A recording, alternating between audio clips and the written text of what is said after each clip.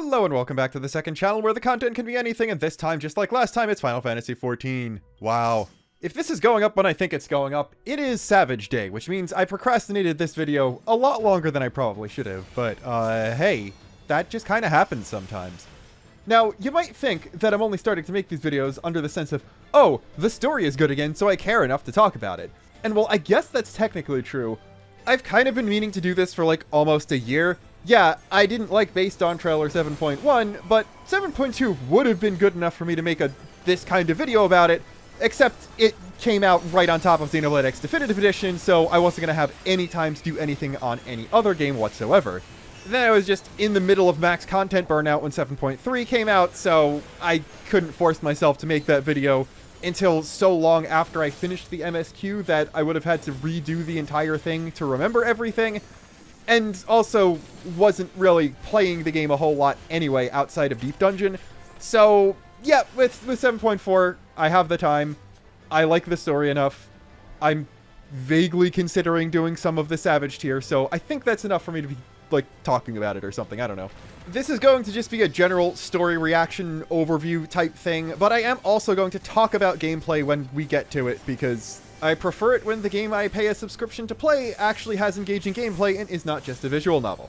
First thing we got is just saying goodbye to every character from Dawn Trail who isn't going to be relevant for this little bridge thing into whatever the next expansion is. And it's kind of weird because it's so quick and unceremonious that we just say goodbye to them. We get like half a dozen codex entries, including the one for Golulja, so I guess we're not caring about what he's up to anymore. And then it's just Cryo the movie for the rest of the patch, which, don't get me wrong, I think it's great that Cryo is finally getting the focus she's been deserving for a while and was definitely promised back in 7.0.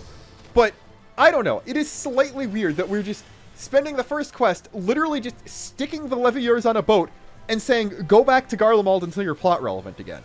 Now, I'm a proponent of not shoving all the Scions into every major story arc, and especially giving the twins a bit of time out of the spotlight, so we can actually get a time skip and get back to them when they're adults.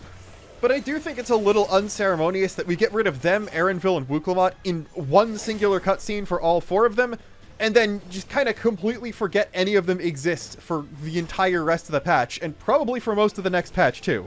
Urianger and Thancred not being around for long periods of time I'm used to, but what's Astinian been up to?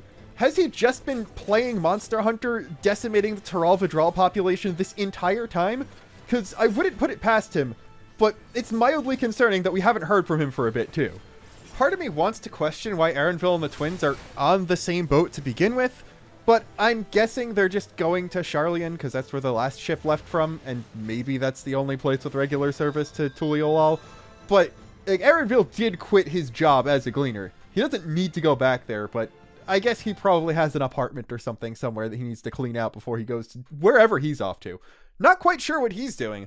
I was thinking he might be one of the representatives for a new job in 8.0, but I think just like with the twins, they're having him be out of focus for a little bit and then come back at some point later on. So maybe he's going off to Marasidia or to parts of Othard or something like that. I don't know. Then yeah, there's the obligatory reflecting back on the whole expansion we just did, which I know they did something like this in Shadowbringers too, and I think they might have done it in Post-Endwalker with the Void stuff, but I don't know why it didn't hit well for me here. Maybe it's just because I didn't like Based on Trail story, so I don't have a nostalgic connection to it. But in real time, it's only been about a year and a half, so it doesn't have a very strong out-of-universe thing for it. And in-universe, still hasn't been a year since ARR. We've been in Taral for like 5 weeks, so I'm not sure what Alphino is doing getting all nostalgic about that, but whatever. Sure is a shame that they started writing and directing Wuklamat pretty well right after she stops becoming relevant to the story, and she gets a one cutscene here, and we don't even say goodbye to Kona on screen. They are literally just taking all the controversial stuff of Dawn Trail, shoving it off to the side, focusing on the bits that people actually care about, and I hope they weren't completely scared off of doing stuff with these characters in these locations later, because there's a lot of Taral stuff we have not done yet.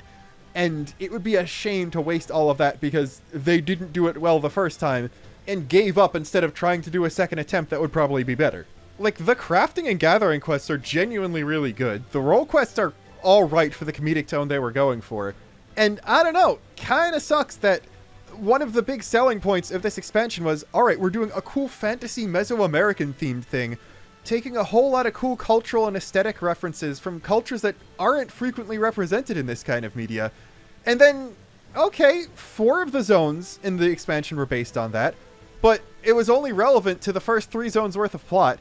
Shaloni's story is a complete non sequitur that just fills time to get to the Alexandria stuff. Then outside of 7.1, as soon as you enter Heritage Found, the entire story becomes Alexandria focused for the rest of Dawntrail's run. And then on top of that, there are only like half a dozen actual Mesoamerican inspired gear sets in the expansion overall, when there's easily that amount of just vaguely European fantasy inspired Alexandria stuff, and then a bunch of high-tech sci-fi or streetwear stuff on top of that. So that bit is a little frustrating. But maybe there's going to be like some kind of variant dungeon somewhere in Toral in the next expansion, or next time there's a globe-trotting expansion similar to Endwalker, we'll get a second real Shack Toral area. That would be kind of neat. Or actually explore some of the many cultures that were introduced in the role and crafting gathering quests. Not only was Dawntrail a lot of missed potential, but there's still a lot of potential things to explore, and I hope they eventually circle back to it. Anyway, Graha talks a bit in this scene, and oh, there's a whole lot of discourse about that. And the fact that, for whatever reason, Jonathan Bailey's agents couldn't be contacted about FF14 at the time is also something. I mean, the thing is, even if this isn't him, and even if this is permanent and not temporary, throughout the entire patch, he goes from sounding like Graha Tua to pretty close to how Graha normally sounds. Like, as far as I know, they don't get a lot of context or amount of retakes to record stuff for the English voice track in this game. And it seems like they just go in order, but he started sounding more normal the further we got. So, worst case, someone who can do a pretty good match to Bailey's Graha is currently voicing the character. So, not too much to worry about. Although, I will say, I am going to go with the interpretation that that is Jonathan Bailey, and he recorded those lines, like, in the makeup chair on the set of Wicked, while trying not to be so loud he distracts everyone else. And, like, he had to do that through an AirPod mic on his phone that got saved in a very lossy MP3 format, which he then shoved in a zip file and sent to Yoshi P's personal email address, because that's so much funnier than any alternative. Or he could have just been sick, or his vocal cords were worn out, and it had been a while since he played the character, and didn't have time to properly get the voice back into gear until he was already partway through recording his line. That works too. Or it's just someone else. We'll find out in the 7.55 credits. Then we start the next quest. We got Shale soliloquizing. It's always good. I love just listening to Shale talk in general, as well as just liking the character in general. One of the standout characters in Dawntrail. I really hope she ends up becoming like a recurring character. We haven't had a navigator in a while. Oh, that is another thing about the first quest. When the twins are leaving, Alphino's like, yeah, don't worry, I'll contact Tataru and let her know how things are going. Why can't I do that? Do the ranges on Link Pearls canonically not go across the ocean? I want to talk to Tataru. I want to let her know how. It's not my fault the writers haven't wanted to put her in the story for like an expansion and a half. She had a better reason to be in Toral than half the Scions who did show up. Let her come as a representative of the East Aldernard Trading Company, set up some more trade routes or something like that. Bring Tataru places. I miss her. Anyway, though, sadly, Shale just stays in the back rooms for the rest of the patch, which I'm so sad about. I was hoping she'd come with us to Treno.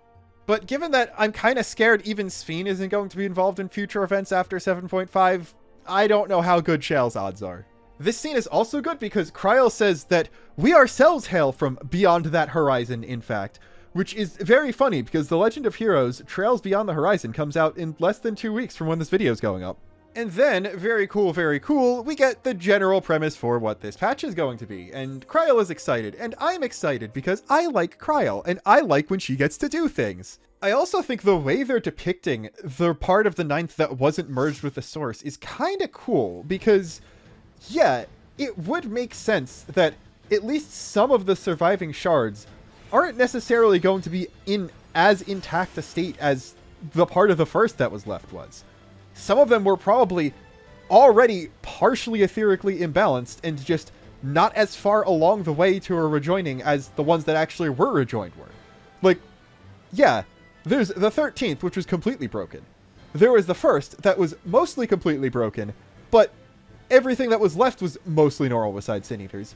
And then we have the 9th, which is kind of in between, where, yeah, most of the planet is still there, but the people who are around are only in very small safe pockets. Like, there's a lot of Lindblom stuff in this patch. I don't know, like, is Lindblom completely gone? I couldn't really ever make the determination if it was destroyed in the war with Alexandria before the Calamity started, or anything like that, or if there's just more stuff besides just Treno out there. Because there was a rail system that was functional enough for the Doom train to just move around the entire Mist continent. And it seems like Treno was able to get supplies from other places by train when the Doom train wasn't around. So I guess there are just other cities around there somewhere that maybe if we're not going to go to in the next patch, we could at some point in the future, even if as part of something side content related, and just do more FF9 stuff. Where is Burmecia? We went through this entire expansion with no Burmecians, and not even a reference to Freya. Yeah, we had Steiner in the base expansion, and obviously Sven's Garnet, but it took until 7.2 to even remember that Beatrix existed. Where's Freya? Most importantly, though, the area at the bottom of the crater looks really, really nice lighting-wise. I'm very, very happy, not only with the Yoshi P statements that they're going to add more to character customization and hint at further character customization later in this patch, but also the fact that the visuals have been improving steadily past the graphical enhancements that were made in 7.0. Like, yeah, okay, some old hairstyles and textures are getting improvements, and more outfits from older expansions are getting multiple dye channels. I do think it's kind of insane that they're adding new outfits that don't have 2 dye channels, but that's beside the point. Anyway, though, the lighting, really good. Better than anything in Dawntrail so far, which is impressive. And the cutscenes just look so much higher production value just because they're, like, doing things like having a depth of field. They're panning and zooming around in just static talking head scenes better, and framing things in more interesting ways. It just has the vibe of more care being put into it, and I really like to see that, because it does seem like they took a lot of the criticism of Dawntrail's story to heart, just in writing some of the later patches, but also, like, they're doing things to improve it. I know a lot of it is out of their hands in terms of Square not giving them any of the infinity money they're making the company and keeping them afloat with, but hey, one person on the cutscene team has taken a basic cinematography lesson, and the game as a whole feels so much better for it. It really did get to a point where it was so hard to not just completely tune out and mash through text after the millionth 5-minute cutscene of just characters reiterating the same information over and over again with no voice acting and just the same shot reverse shot every time someone else talks. And they genuinely fixed all of that within the last 3 patches. A higher percentage of scenes are voice acted. There's less text in general, which, yeah, less is more when you're not just repeating yourself constantly. And the scenes themselves, even the ones that aren't voiced, are better to look at. And that bodes very, very well for the future if they're starting to do this mid-post expansion patches and not on an X.0. We could see even bigger improvements in the next proper expansion, too. Next quest, we almost immediately enter Mistwake, and yeah, very pretty dungeon, probably one of the best looking in the game. A lot of cool set pieces, a lot of cool FF9 references.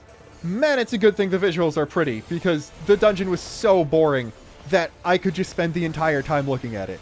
Yeah, sure, Extreme and Savage content has been revitalized since Endwalker, but the whole, we're gonna make dungeons more engaging thing didn't really even last all the way to level 100 in base Dawntrail, and they're like 1 for 4 with remotely engaging dungeons in the post patches too. It's very disappointing to see them immediately fall back to the complete snooze fest that was Endwalker dungeons. This is the kind of reason I'm scared for the job reworks in 8.0.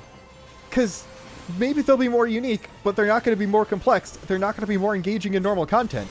They keep catering things to the lowest common denominator of visual novel players who don't want Final Fantasy XIV to be a video game at all, expecting that if they simplify it just a little bit more, they'll be able to catch just a little bit more of the mobile crowd, or get more people who don't want to play that long of a game into it because you barely need to do anything. It's just a story. It's so easy to learn.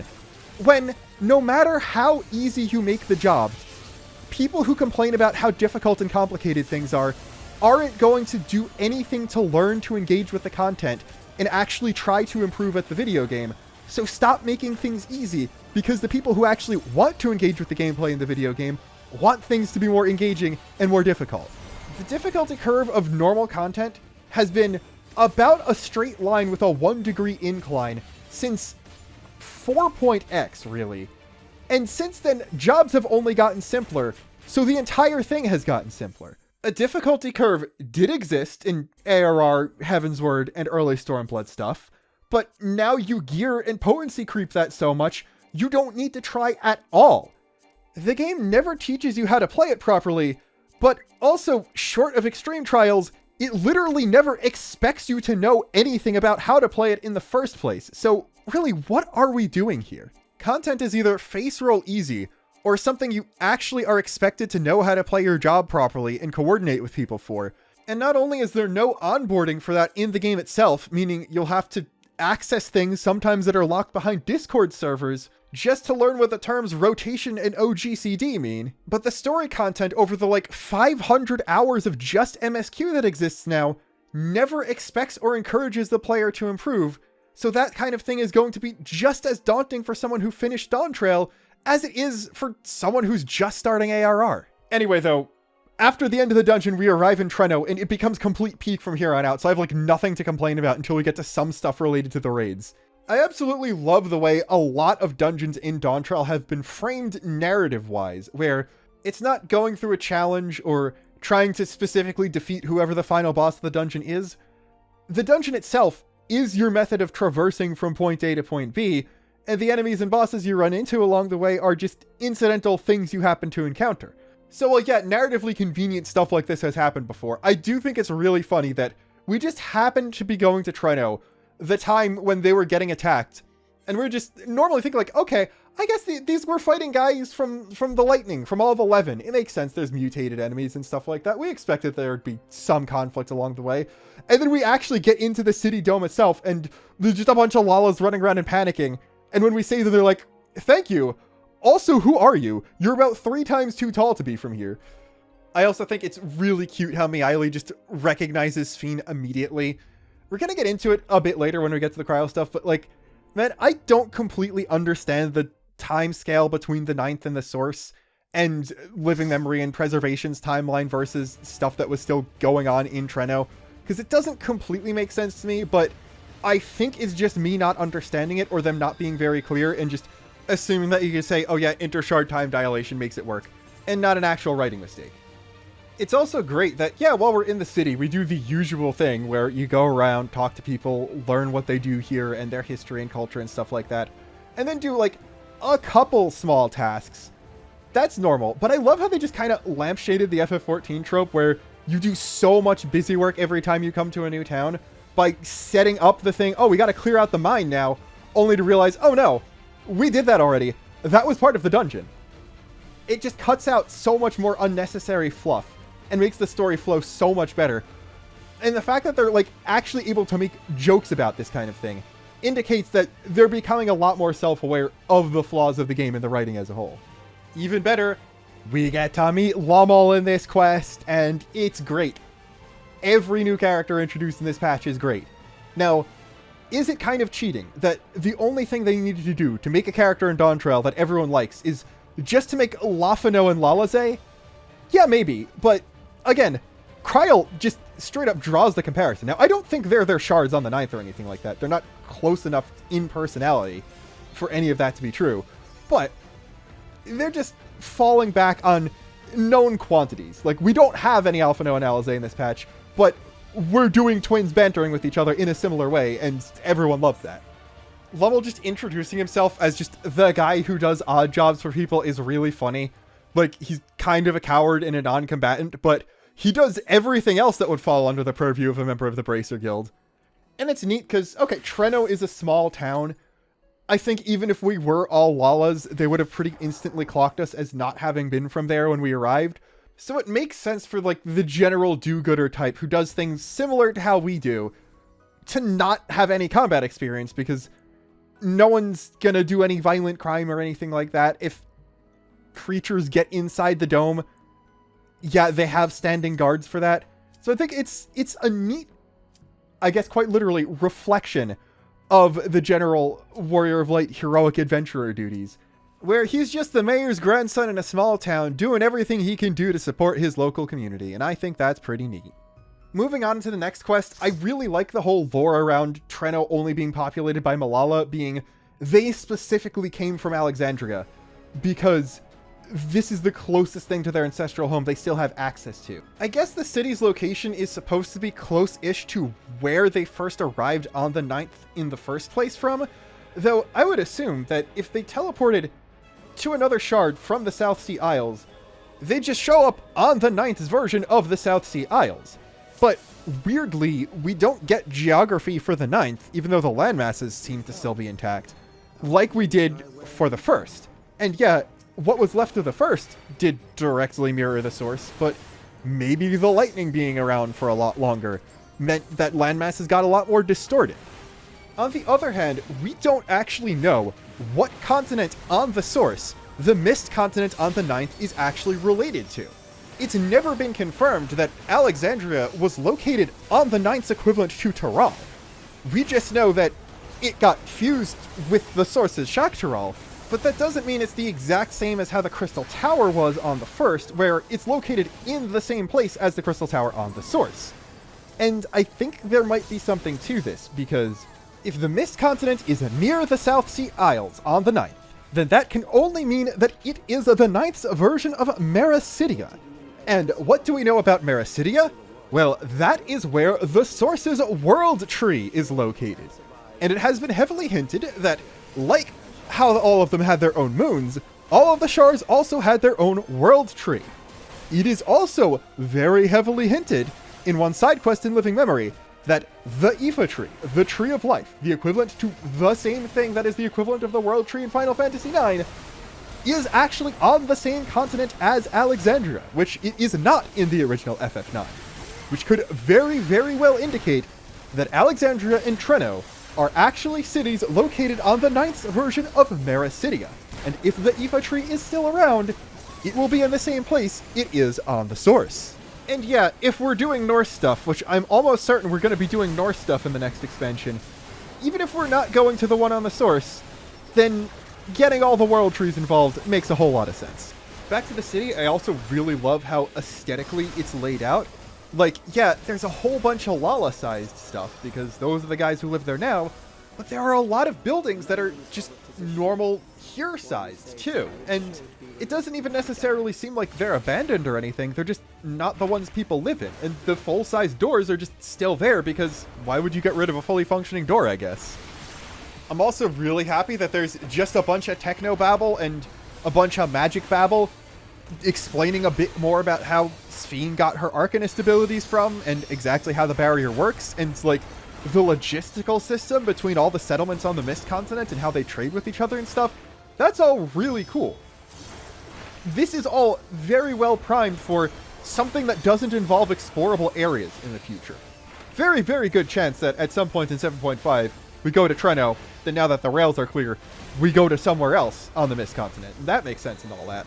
But we can very, very easily return to all of these places and visit a bunch of new settlements and stuff, and just other things referencing FF9 that happen to be on the same continent that Alexandria used to be on.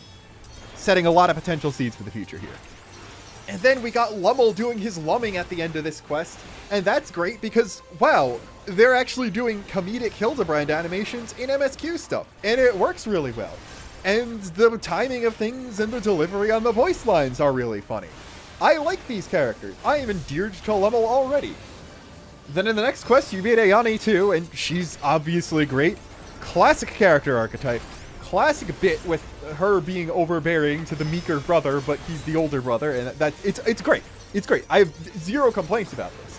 Honestly, the only problem I have with a lot of the people in Treno is that for some reason they just kind of gave up, at least in English, of Malala always having palindrome names, which is a little sad. Like, Lummel's Japanese name is a palindrome in katakana, but 2 L's at the end, 1 L at the beginning in English. Ayane's name, palindrome in katakana. No Y at the beginning, Y at the end, Y. You could just make it different.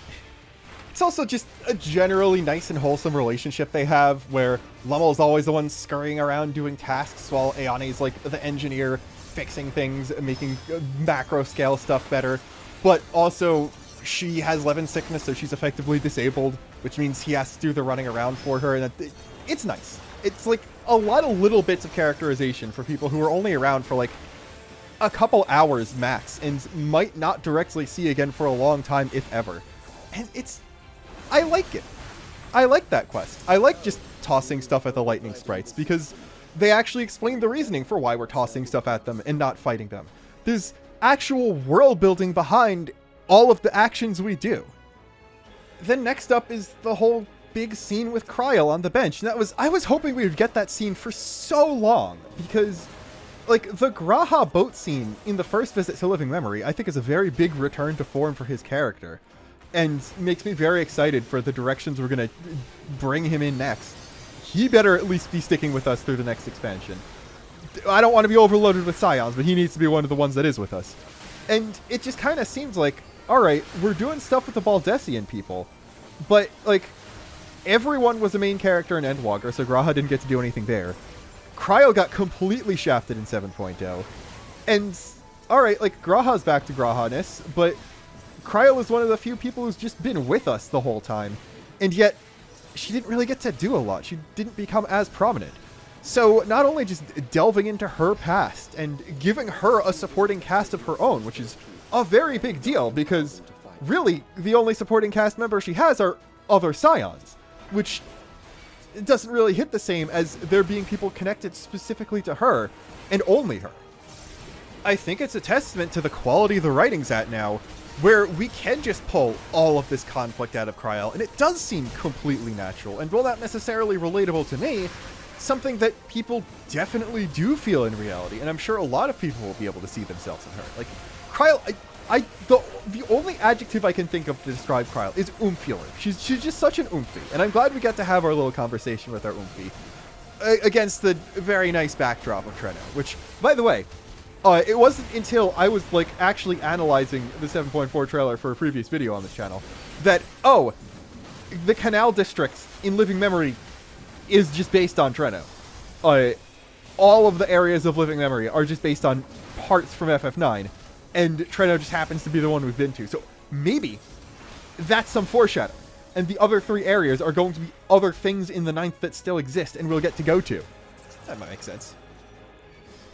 I also think it's great, and a testament to how well written even the new characters are, that Kryl can show up still being conflicted and posit a very heavy question to Ayane, and she'll actually have a response that feels true to her character and expands more on the culture and the just general mindset of Treno. It's all really nice stuff. Then next quest, in its peak, it's train time. I love Doom Train. It's such a funny fight and just concept that, yeah, Lindblom made a super weapon to terrorize the rails of Alexandria and her allies, and it's just a doofy train that can grow arms for some reason. It's kind of amazing. The thing is, this patch didn't really need a trial. Like, this could have been an optional trial, and they could have done a 3-trial series. I don't really think Recollection needed to be a trial either.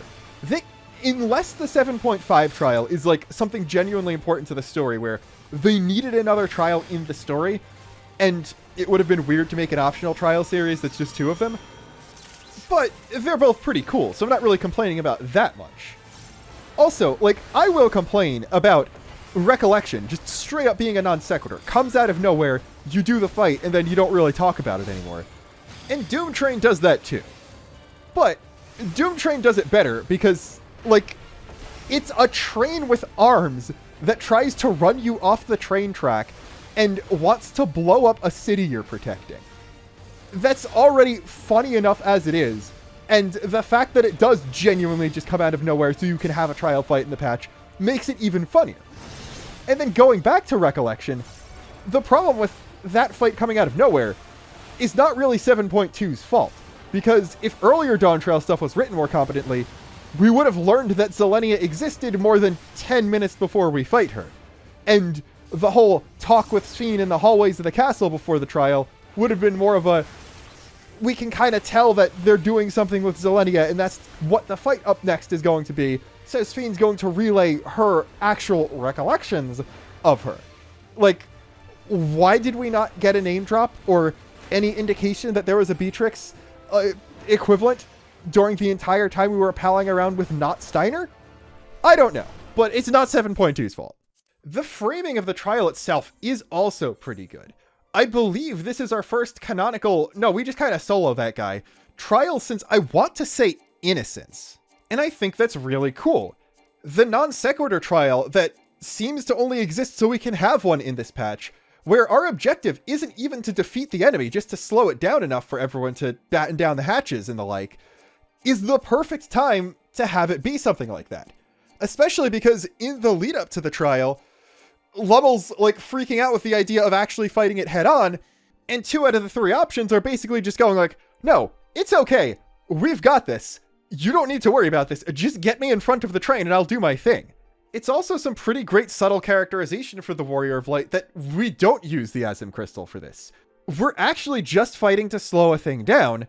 It seems like this is a lot weaker than most of the recent threats we've gone up against. So why not just have a little bit of fun and take it on ourselves? Yeah, if it derails the entire train, that's probably a bad thing. But, like, we don't need to kill this quickly. That's not the threat. If anything, making the fight drag on as long as possible is the best thing we could possibly do, and because we're just cracked like that, we do end up winning entirely. But that's beside the point. The stakes are low enough, and we're confident enough that we could just kind of test ourselves out against this thing. And just to confirm what I was talking about before, let's go back a bit in time. Now, I'm not going to talk about optional trials, because it's pretty heavily implied that for all non-MSQ 8-player trials, what happened is genuinely you walked in there with 7 other adventurers and took on whatever the enemy is.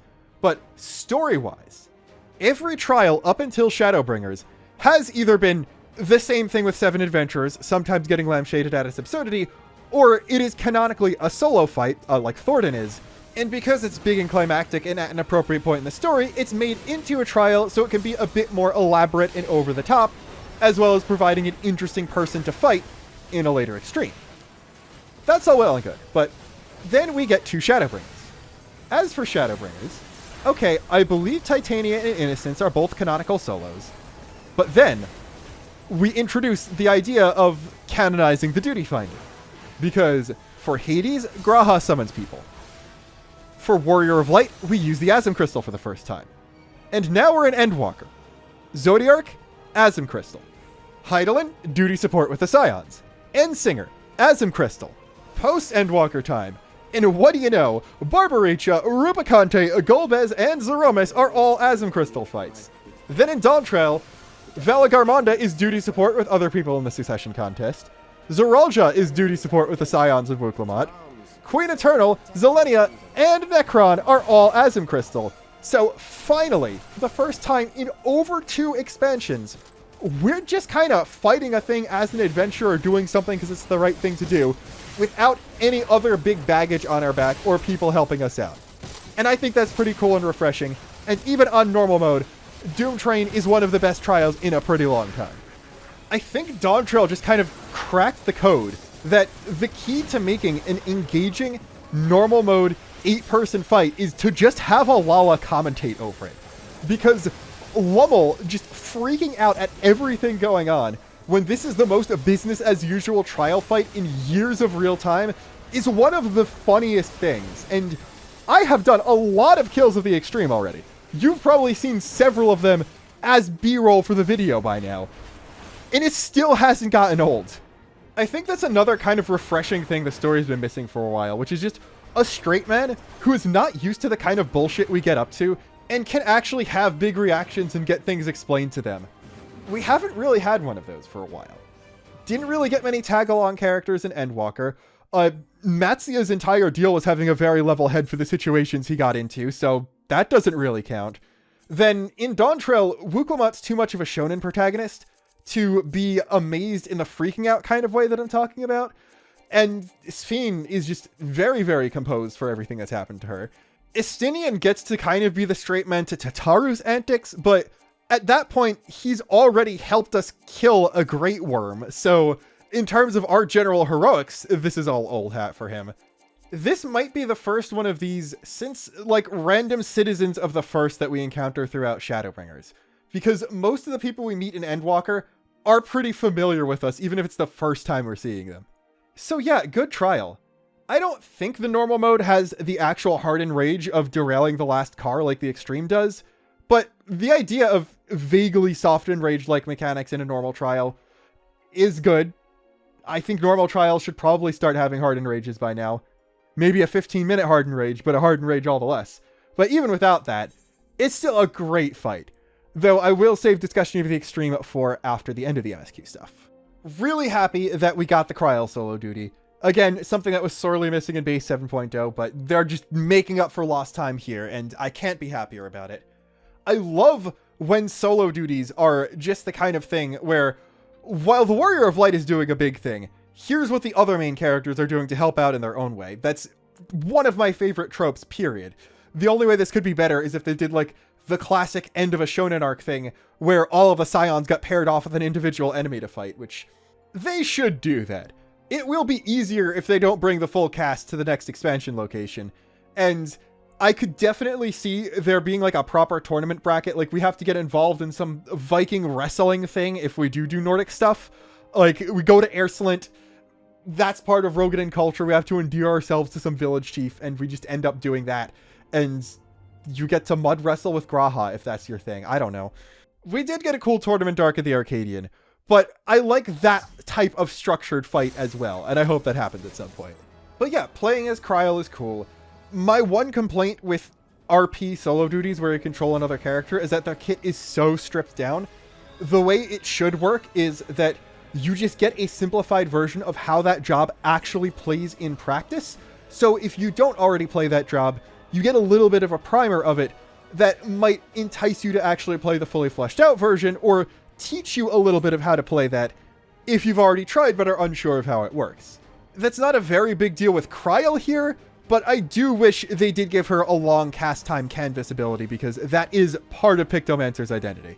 That being said, I think Kryl's Canvas OGCD is a really cool ability, both in looks and function. We haven't gotten a multi-hit attack that does more damage on each hit since Sapernica on Blue Mage, as far as I can remember, and the idea of its range increasing with each hit is also a really interesting design space. I can't really see them doing that in a regular job for regular content, because when are you going to be in an AoE situation where you need to hit a couple enemies and then run further away to hit them more, or something like that? If anything, the later, more powerful hits should be more difficult to land, because that rewards you for getting close to the enemy on a ranged class, or like having to do uptime things or something like that. But that's beside the point. I could see Beastmaster having an ability like this on some creature or another. And this could be a proof of concept they just shoved into a solo duty because they could, and they wanted Kryl to have something unique. My only real critique with the solo duty itself is that Kryl sees the behemoth once, gets pushed back by it, and then, okay, we're back, and you're fighting as us, and just kind of winning the fight. I wish Kryl got to do more of a boss fight on her own, and, like, she beats a behemoth on her own, and then multiple behemoths show up, and then it's not enough for the Scions in Sphene, and they need us to help them out.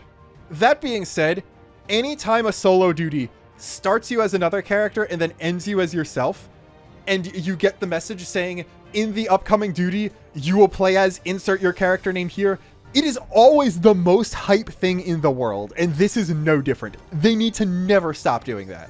I do absolutely love how the only dialogue options after the fight, though, are complimenting Kryl and making her a little flustered at talking about just how far she's come, because while it didn't happen in as spread out a time as I wished, she really has come far. I'm so happy that she has.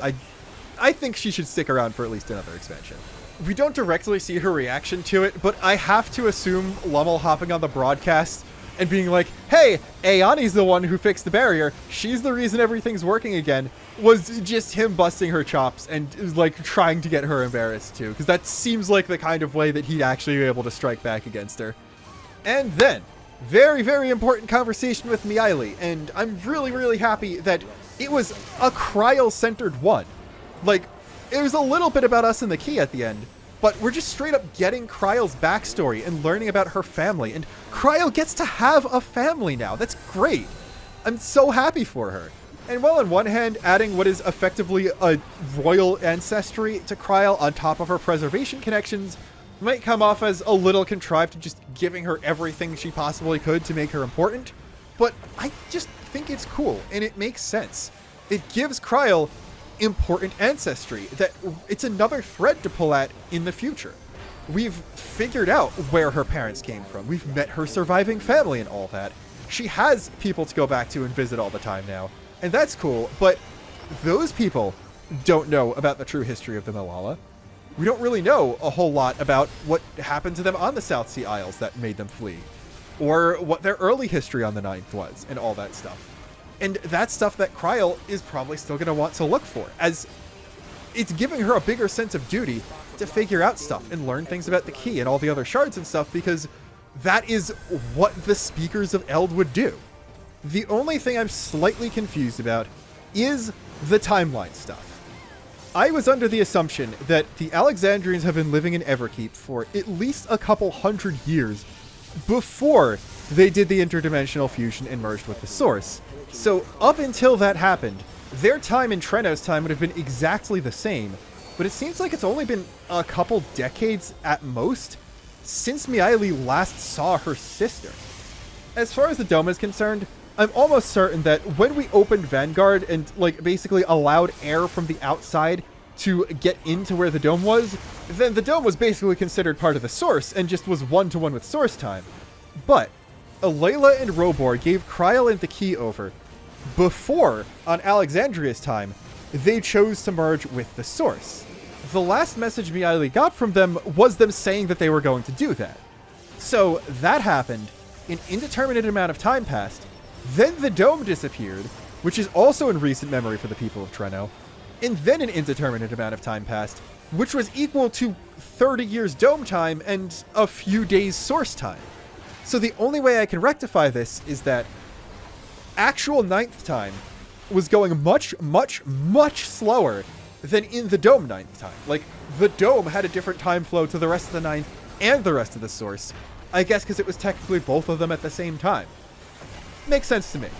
Then, of course, there's just the fact that preservation were the people obsessed with making endless and surviving and all that stuff, so they would be the first kind of people to be forgotten when they died. So that might explain why it seems like this stuff has been happening for a much longer time than it has, just because no one has proper memories because of the regulators. As cool as it sounds, I do think Miaili's speech to us about what the key means and what it could do is more just cool-sounding fluff than any super big warning about it corrupting us or anything like that. Because, as far as we know, the key was ours as Azim to begin with. Miaili's like, oh yeah, there's some kind of fate bringing it to new bearers. But at this point, if it does have some ability to choose its next bearer like the One Ring, it's just coming back to its original owner in the first place. So there's no like dread fate hanging over us because of it. It just might be this powerful artifact wants to come back home. I could be wrong about this. It could have just been reacting to the Azim crystal and showing the symbol and not actually have been Azim's to begin with. But also, who else would make it? Like, anyone besides an ancient wouldn't really know how to traverse between shards. I don't know. What I do think would be cool, though, is if this whole Winter's arc involves shard hopping and the like, we actually learn about previous bearers of the key. Like, who had it before the Malala. Miaili said it crossed countless worlds, which means I couldn't have just come from the Source and then gone to the ninth and that was it. Did the Lalas get it from somewhere before then? I don't know, but I think that's pretty cool to think about. And if we go through a history of past owners of the key and find out things about our own previous incarnations on other shards, that would be really cool. I also think an evil shard of us would be a very good antagonist in the future. That could be the leader of the Winterers. We don't know. I also love how Miaili's last line to Kryle is just a response to her, like, kind of nonchalantly saying, oh yeah, we have the cure to Levin sickness. We'll send someone from Alexandria who Alize taught how to make a porksy along as soon as we can. And he's like, what the hell? How do you know everyone? We were not in Treno long enough to explain to her the entire plot of Final Fantasy XIV and why we're this powerful and are friends with literally everyone who knows how to do things. So it's just really funny that, again, the people of Treno are just the straight men to not knowing how absurd we've become after this many expansions of story. Then, yeah, after getting back to Solution 9, Graha does, like, directly say, alright, we need to look into those other settlements on the 9th at some point. So that seems to be much further seed. Like, I don't know how much shard hopping we're doing in 8.0. I don't think we'll be going to more than one other shard. Like, there's a lot of stuff on the source relevant to the winter stuff, but there's going to be a multi-shard expansion at some point, and it's probably going to be near the end of whatever the story arc is. Then is the really sad thing, where Gossen's like, let me know beforehand, Sphene, if you want to go anywhere or do anything. I am your overprotective dad now. Which, kind of concerned that he won't sign off on the field trip to go to wherever 8.0 is. Which is really sad, because Sphene is like one of the few characters it would make sense to job change for 8.0. And if she doesn't come with us, I don't know who could do that. And it makes me sad to think about. That's the other funny thing. The new tank definitely needs to be repped by a Scion, because we always have just Thancred and then Graha pulling all-rounder duty as our tanks. We don't have another dedicated tank. And I'm tempted to say, okay, the rep of the Fizz ranged also has to be a Scion, because we don't have a Fizz ranged Scion. But unfortunately, all the main Scions happen to be ranged DPS except Estinian now that Lisa's gone. The only reason they have 2 melees in my universe is because I also main Dragoon and am an Elysin with light hair. So, not a lot of originality going around there. Zero was a Reaper too, and she was around for several patches, but then she class changed to a tank, one that Graha already represents in his tank mode, by the way, at the end of her storyline, so hopefully she forgets how to do that when she comes back as a major character. We could bring Reen back. Let's just bring Reen back, make her another melee DPS. Gaia could be the tank if Sphene isn't, and then whoever can be the Fizz range. That works. Once again, one of the last things that happens in the patch is Y'shtola flirting with Shale, which, like, you had to pick the one character that I'm also simping for? Like, there's a lot of other members of Oblivion you could be looking at. Like, the pink hair twins are pretty great. There's another Elysin. Like, genuinely, there's an unnecessarily pretty uninteractable Duskwite in the back room somewhere. Y'shtola, you can kiss as many women as you'd like, as long as Shale is not one of them. I don't care if Runar gets cucked. I just care that I don't. Anyway, though, on to a much more important scene. Hello, Halmaret, another character that I'm going to simp for in the future, I'm certain. We have an Ascian back. I was honestly kind of hoping it would be a black masked Ascian and not even a member of the Convocation, but I'm not even complaining. And that's not just because the next Ascian antagonist appears to be a cute scientist girl failure. It's because we have an organization with Ascians playing an important role in it. And we know 2 members of that organization already before an expansion where they even become relevant. Do you know how many members of the Telophoroi we actually met? One of them, the leader. Xenos wasn't even an actual member of the Telophoroi. As far as I know, Fandenia was the only actual member of the organization, and everyone else was just tempered by some lunar primal or another. Which is really funny, but it also makes them kind of hollow as antagonists. And the best part is, Halmaret is a girl failure. She doesn't seem to be that high-ranking a member of the organization at all. Sure, the leader might be another Ascian, but the first one we met isn't in charge of things, so we have an actual hierarchy for the first time in a while. And the first 2 members of the Winterers we've met are basically their Team Rocket, with how goofy and at times ineffectual they are. So I actually have pretty high hopes that the organization is going to be fleshed out, have a lot of different members, maybe with slightly different outlooks and slightly different reasons for doing what they're doing, and that is really exciting to me.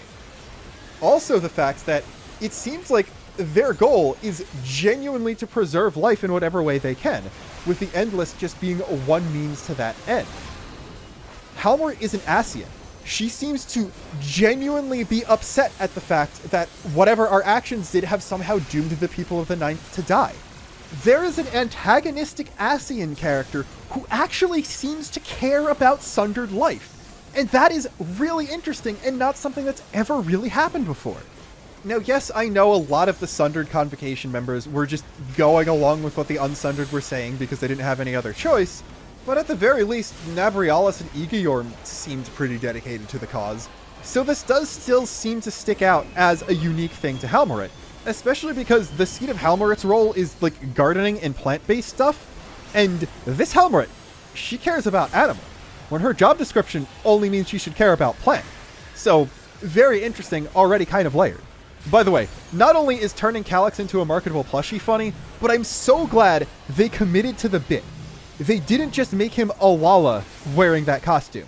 They actually scaled him down so he's even smaller.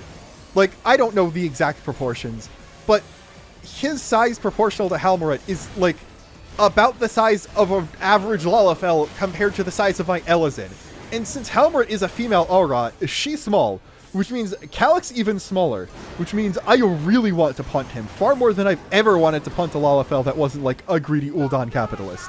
As for what the Winterers are doing, when we first learned their name in the last patch, it was just a sense of, oh, they're trying to ride out the storm, they're trying to survive things. That explains why they were interested in the Endless, that explains why they're connected to an organization called Preservation, but also it would explain why a Sundered Ascian is there. Like, it's a contingency plan that maybe some Sundered Ascians had to figure out what happens if Zodiark gets defeated or something like that. Like, how do the Ascians survive? That's where we were to begin with. But now that we've actually seen Halmoret, we get a bit more interesting stuff. First off, she is green for an amazing reason. Possibly it's to hint at further character customization options in the future, but it could just be that that is a lizard from a shard we haven't been to before. Now, could she be a lizard from the ninth?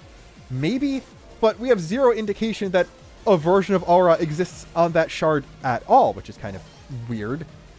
Like, everyone existed on the first, but it seems like only Hurs and Elizin existed on the ninth, which is interesting. I wonder what happened to the rest of them.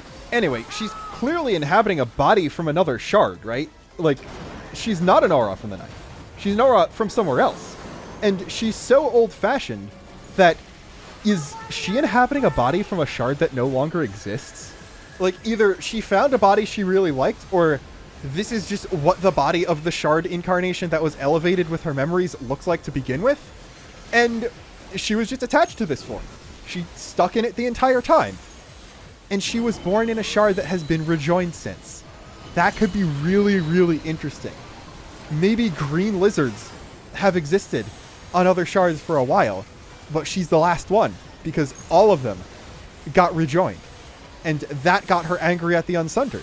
I have a feeling that the Winterers as an organization, first off, is like a multi-shard thing. It's not just a couple Ascians existing in the Rift, and then also Calyx is there. I think it is just an organization of people from across the shards who are trying to preserve life, either through the rejoinings or through bad things that might happen after the rejoinings. They could have been founded as soon as the Calamity destroying the 13th or the first proper rejoining or something like that. It could be a really, really old thing that's now finally able to put their plans into action now that not only are the Unsundered gone, but also Zodiark. That being said, I do kind of hope the leader of the organization as a whole is not an Ascian. Just someone who might have been manipulated by Ascians in the past, or like approached as someone who could help put their plans for rejoining into action, and either rebelled against them or convinced their local Ascian to turn against the rest of the group. And have just slowly been contacting people from across the remaining shards to try and stop rejoinings or something like that. But the real big deal is, why have our actions doomed the people of the Ninth to die? It doesn't seem like they're talking about our actions in this patch, just our actions in general. And the big phrase, to paraphrase it, every world will tremble, the Winterers must be prepared to outlast the great withering to come. It's nature's proclamation, it echoes in the silence left by the will of the star. Is she talking about Zodiark? Was Zodiark load-bearing or something? I don't know. And that's because this is Halmoret. This is an Ascian who didn't care about resurrecting Zodiark. She might not be calling Zodiark the will of the star. She could be referring to Hydaelyn. Was Hydaelyn's passive power of stasis the only reason the unrejoined shards were still functional? Maybe. The term used is withering, not any kind of collapse or something like that, but specifically withering.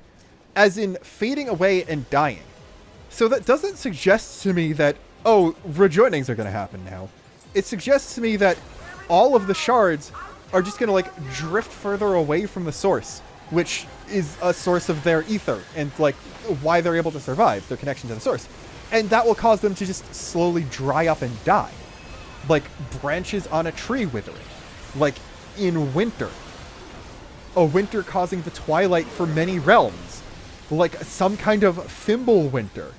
Because, yeah, Halmoret Nordic accent, voiced by apparently Benedicta's VA from 16 in English.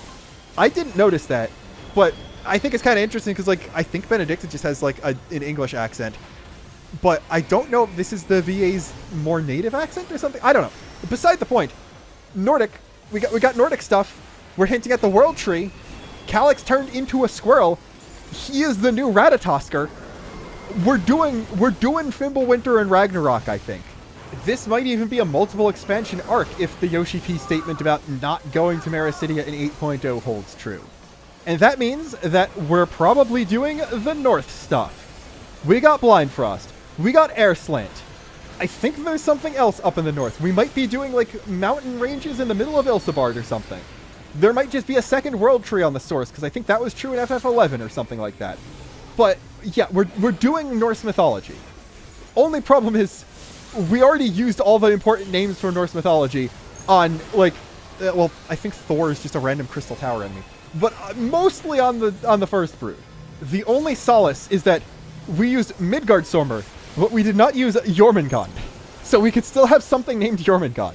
But it doesn't really matter anyway, because, well, the dragon, Hresvelg, and Ratatosker were not the right animals to be the actual mythological figures.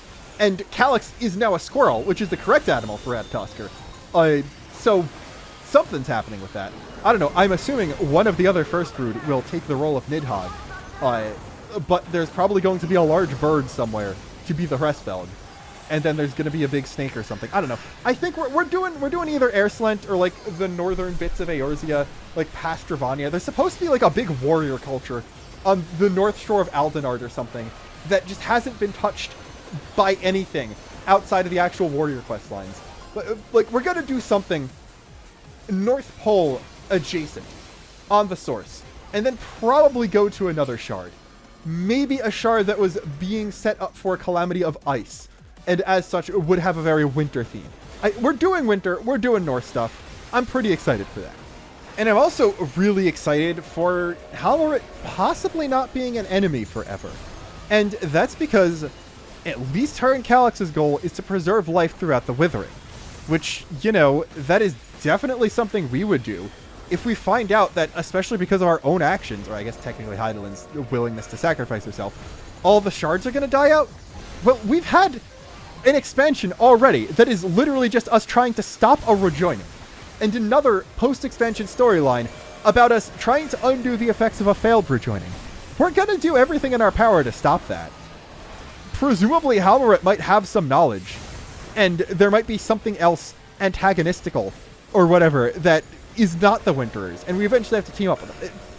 The way everything we know about the organization right now and their goals suggests to me that they're not the final enemy organization for this arc, which is also really, really cool. Because, like, we had the Asians throughout most of the Heidelin Zodiarch arc, then we just kind of defeated them mid-post Shadowbringers patches, and then, oh, we've introduced the Talafroi, who are led by one of the remaining Asians, and want to bring Zodiarch back, but for a different reason. And then we meet one member of them who kills himself, and then we kill Zodiarch at a kind of anticlimactically early point in the expansion because the trial needed to be level 93. They couldn't have made it level 95 or something like that and mixed the formula up a little bit at all, even though, like, Lakshmi was 65. And you know what I mean. We're getting a very well fleshed out and interesting organization now that already has seeds laid for them not being the final enemies. And if they're a multi-shard organization, once we make an ice with Halmoret and Calyx, they can direct us to another shard where we might be able to meet someone who'd be able to help. I think that's cool. That's another way for us to go to other shards. And if the shards are going to die out, that's motivation to get Reen and Gaia, to get Zero. to get people from the 9th proper, and not just Alexandria in the Dome, back into the story.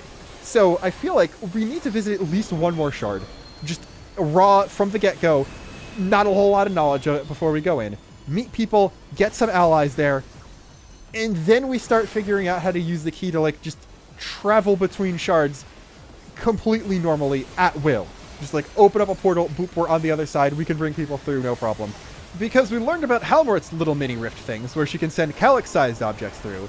And to be fair, maybe the fact that she's in Green Lizard Body is an indication that that was a body from the 9th. Because how would she be able to keep that body if she went across shards? Whatever. That doesn't really matter.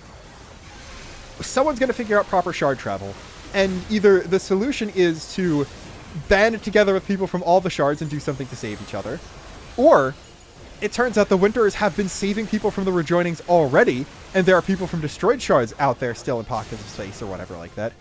Or the solution is to just do what Alexandria did in Yassilani for all of the shards. Like, rejoin in a way that doesn't kill anybody or permanently destroy any land or stuff like that. Because when that happened, no one got rejoined. We have a shard of Gerald just hanging out in the back rooms. And he hasn't been rejoined with the guy on the source, even though they're on the same physical planet now. We have hints that Gabbro is an Urianger shard.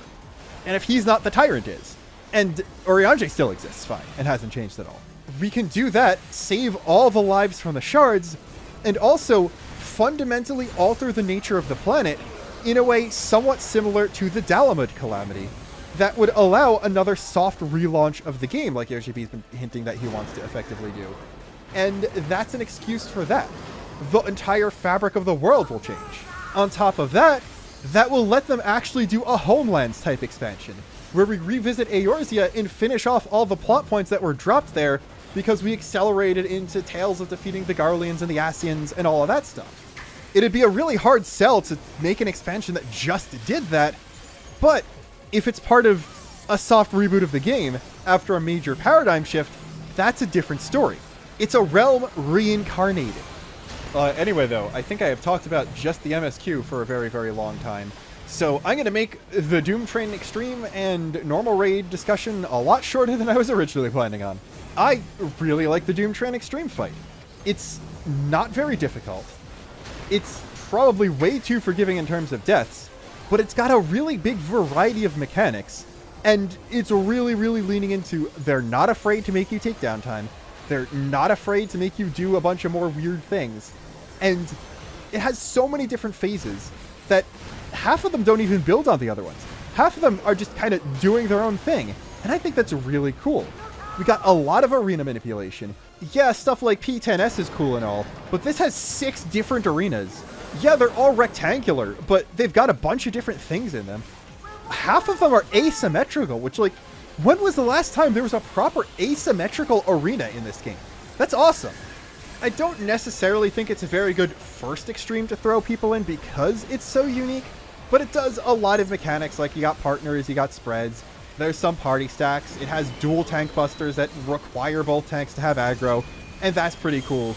I don't think the heal check is particularly difficult in most cases, but it's there.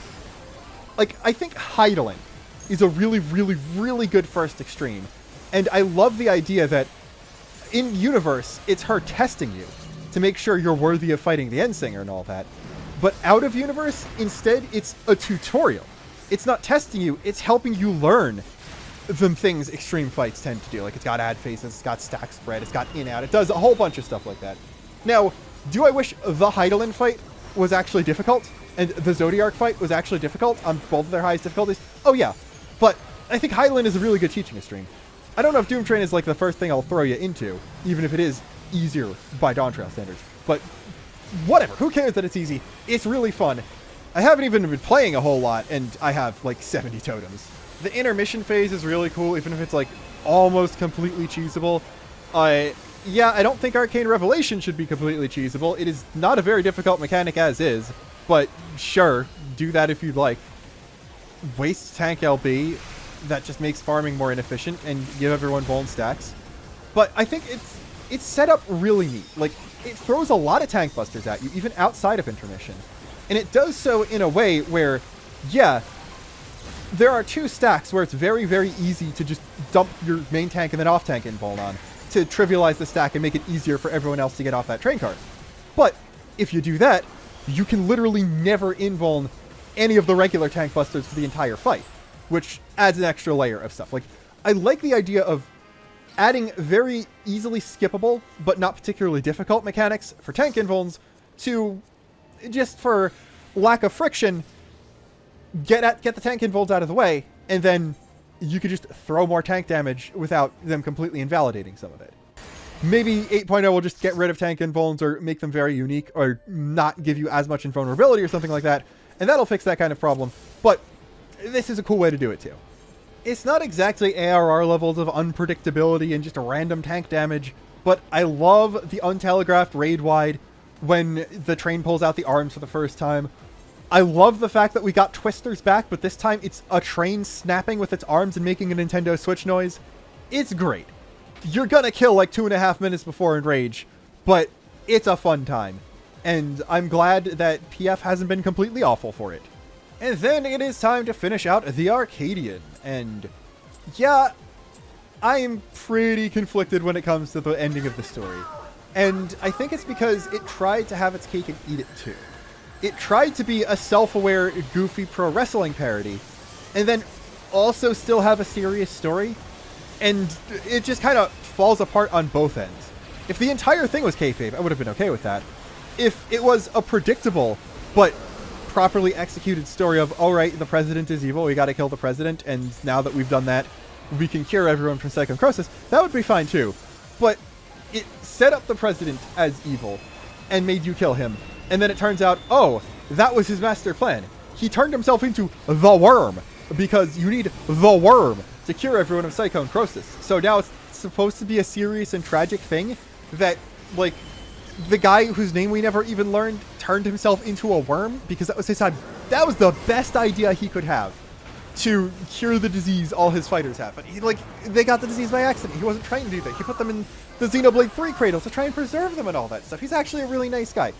It's just kind of stupid, I think. Like, up until fighting Tyrant, the story is completely fine. All the new characters are great, but it's just, he turned himself into a worm. And that's our pro wrestling finale. I don't like that, I don't think. And then Brute Bauer still being alive, well, I'm glad that he did not die, flies in the face of the serious version of the story, where the whole point is, okay, we weren't able to save him, but we can at least save you trope. But then the characters treating him coming back as a serious thing, like, oh, we actually thought you were dead, doesn't work for the whole humorous kayfabe angle. Also, like, oh, Retsara, you're setting up the fact that you and Hector had a tandem move? I am immune to foreshadowing in its entirety. I don't think we will be performing that tandem move with a newly revealed to be alive Hector within an hour. Also, hey, besides the president, everyone involved in that last cutscene already has a voice actor. Why wasn't that scene voice acted? It should have been. I think that would have added a whole lot to the Raid series, which already has had a whole lot added to it by there being voice acting. Didn't you, like, add Metem to Mahjong, but you couldn't have him say some things in an actual cutscene? Come on. Also, yes, I'm sure you already know what I'm about to say about Femme Fatale. I don't know what it is about the FF14 videos in particular that have me acting this way, when I certainly feel certain ways about characters from other media properties I discuss. But I think my proper review of that character is, I didn't think I would ever see that much stomach definition on an unmodded FF14 model until the second major graphics update in, like, 12.0. It's also really, really funny, the, like, several animations she shares with Honeybee Lovely, and also Titania. I think that's really cool. Very, very funny that they're rivals, and even Femme Fatale's theme, like, takes a jab at her in its lyrics. That's a really good bit. And yeah, as far as normal raids go, I think the first 2 in this tier are really good, really fun, relatively difficult as far as normals are, and just introduce a cool bunch of mechanics while also just being regularly chaotic enough to still be fun in a Duty Finder setting. We gotta talk about the Blowjob Brothers though, because Two target fight for most of the fight. That's gonna be cool in Savage. Also, it's actually just the blowjob cutters. I don't know what else to say. I am not the first person to make that joke, but I was the first person to do the Future Redeems chain attack edit with it, so go me. I got like a couple thousand likes on that on Twitter, which is impressive for Twitter in current year, and also an FF14 post by me. Player placed puddles that stick around and you have to avoid doing other mechanics is a favorite of mine. I like how they have cones doing that too. I like the idea of you need to use Blue's water abilities to intentionally hit the fire bits so you still have room to do the fight in. That could be very interesting in Savage, on top of the multi-target stuff, on top of needing to do knockbacks and the like. So that's cool. The obvious standout of that fight is their theme. Arcadian has had a lot of strong music. That might very well be my favorite one. It's just a combination of what? Like, every Disney Channel original series theme from, I don't know, 1998 to 2006. And also specifically Yu-Gi-Oh! GX, Generation X, Get Your Game On. It's great. Where is my spread? I will not go. Limit cuts out. Party's gone down. Downtime and chill. We have LB still. The raid will go on, and you'll get your kill. Yeah. I'm at least doing the first two fights. It will be in Party Finder, as I do not have a static. And have not had a static for over a year. But I want to fight those guys at Savage. It's really funny. And then we get to the latter two normals, which, yup, those sure are savages that have had all of their vital organs stripped out to make them functional as a normal mode fight. I like the spectacle in the Tyrant fight, but it really is just him spamming in and out for a whole lot. There are two very distinct phases of completely different arenas, and that's cool, but it's not to the level M7 did. So it's not as exciting as seeing that fight once for the first time. I like the idea of him being a weapon master. Hopefully he pulls out more than 3 weapons in Savage, because you know how I said Heidelin Extreme is a good teaching tool, but pretty easy? She uses 3 weapons that also do in, out, and cross. Don't know. Don't really know how to feel about that. If in 11th turn Savage, one expansion later, is just doing the exact same thing. Ultimately, a lot of the spectacle is there. Him throwing half the arena is really cool. And that's the most important thing for the normal, but is missing a lot of sauce that I do hope is there in Savage. We also get, I think, 3 new markers in that fight alone, and I'm a bit unsure how to feel about them. They're not super legible at first glance. Like, I thought the knockback towers were going to be lateral knockback towers along the ground, similar to the Brute Bomber ones, because they used the same arrow color as those. I definitely got flung off the edge of the arena on that first time. It's just diamond weapon platforms again. I don't know why they didn't use the same markers they used for the diamond weapon platform knockbacks, but whatever, I guess. Then the dropping meteor AoEs were super unclear. I thought it was just, like, that's a new kind of marker for chasing AoEs, besides just the one on the ground with the yellow arrows. So I got beamed by meteors. I thought I just needed to avoid the ground AoEs and maybe not overlap them with each other. Didn't realize more meteors were just falling on my head, but that's cool. The knockback with slicing the arena apart was perfectly legible too, though, and obviously it's a complete non-issue now that I have done the fight once and can just remember what the things do. So every other time they show up, I'll know exactly what happens, but I feel like for a first-time player going in blind, it's not super legible and understandable, even with the existing lexicon of markers already in your mind from playing everything else in the game up until that point. But it's more versatility. I hope that we see mechanics that make use of such things in the future, now that they have them working in a fight and have markers for them that can now be the new standards for those things in the future. And then last and probably least, we have the Worm. It's the Worm. Such an exciting fight, guys. He's just the Worm. This is like what I imagine a normal mode version of Athena Phase 2 to be like, and that's not a compliment. Quite possibly the easiest normal fight in the tier. He doesn't really do anything. Vamp Fatale's half-room cleaves were much more interesting than the Worms. And, like, the cool thing about the Arcadian fights is you're fighting an actual person and not just some creature.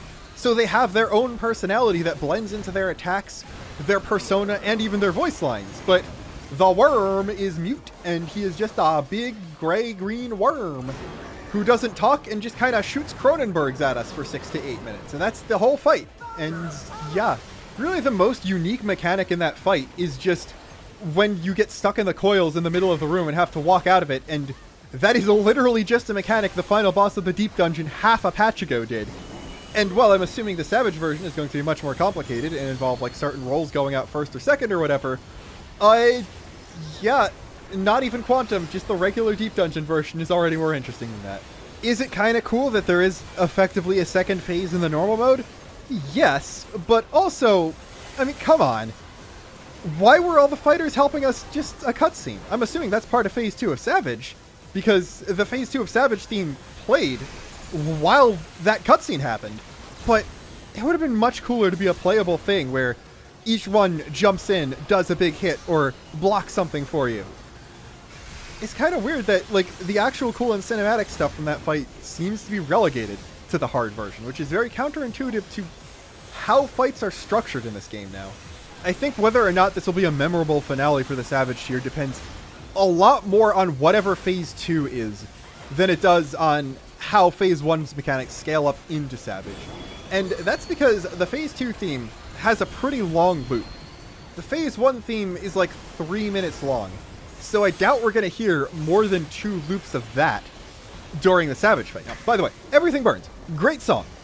Probably shouldn't hear it looping over 3 times in a normal mode that doesn't really outstay its welcome time-wise, even if the fight itself is kind of boring. All in all, though, while it didn't really stick the landing, I love the Arcadian Raid series as a whole. I'm really happy it introduced this many memorable characters, many of whom I hope we get to see again in some context in the future. Dancing Green, not my favorite character overall, but it's really funny that he has that voice actor and he debuted at that point in time. But yeah, I'm getting very tired. It is now 50 minutes to Savage release, and I'm in the middle of a hunt train while I'm recording this, and still need to do a whole bunch of extreme for B-roll. So I was never planning on, like, progging Savage as soon as it came out. I'm not pented. I don't have any pieces of Tome Gear yet. But I'm going to play the video game now that I spent so long talking about, because I like this video game. I'm happy that it's doing better now. I'm excited for the future, finally. And, yeah, story good. I think that's the big takeaway. Until next time, this is Luxon signing off.